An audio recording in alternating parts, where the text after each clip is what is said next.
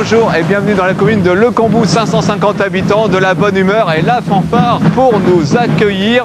En tout cas pour accueillir cette troisième étape du Tour de Bretagne. Il y a une troisième étape qui sera très difficile puisqu'elle nous mènera vers le Cap Fréhel. 146 km à parcourir et de nombreuses difficultés, notamment la côte de Jugon-les-Lacs, 500 mètres de montée à 17%. Vous le savez, l'équipe Rabobank domine très nettement ce Tour de Bretagne avec 2 victoires de son leader en 2 étapes, son leader Cohen-Velmelfort.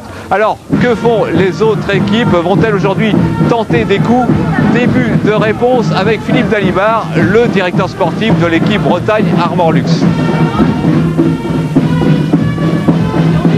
Moi j'ai fait mon briefing ce matin avec les coureurs, la topographie nous intéresse énormément, ça nous convient beaucoup mieux, on aime bien ce genre de parcours avec des ascensions, comme on peut dire en jargon cycliste, on est en prise toute la journée et je crois qu'il y a moyen de faire aujourd'hui et de passer à l'offensive et je pense que ce soir on saura qui a perdu le Tour de Bretagne et on saura aussi qui peut encore le gagner. Et les hommes de Philippe Dalibard ont multiplié les attaques au cours de cette troisième journée de course avec notamment un David Lelay bien décidé à en découdre sur cette étape. Les autres équipes ne sont pas en reste non plus avec Julien Fouchard, le coureur des Côtes d'Armor qui tente crânement sa chance sur ces routes sinueuses et vallonnées qui lui sont familières. Mais les Rabobank ramènent régulièrement le peloton sur les fuyards, tout le monde est sous haute surveillance.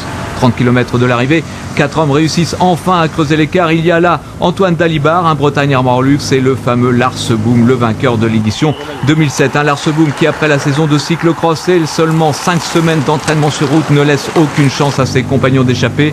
Une certitude, le coureur de l'équipe Rabobank a les jambes pour accrocher une deuxième fois le Tour de Bretagne à son palmarès. Kenneth et Dalibard. 3 victoires en 3 étapes, décidément l'équipe Rabobank semble absolument imbattable. Cohen-Velmelfort, lui, conserve le maillot de leader malgré la victoire de son coéquipier Lars Boom. Que se passera-t-il demain? Eh bien demain les coureurs partiront de Guingamp pour aller vers l'Est Novin, 169 km à parcourir et à mon avis il y aura de la revanche dans l'air.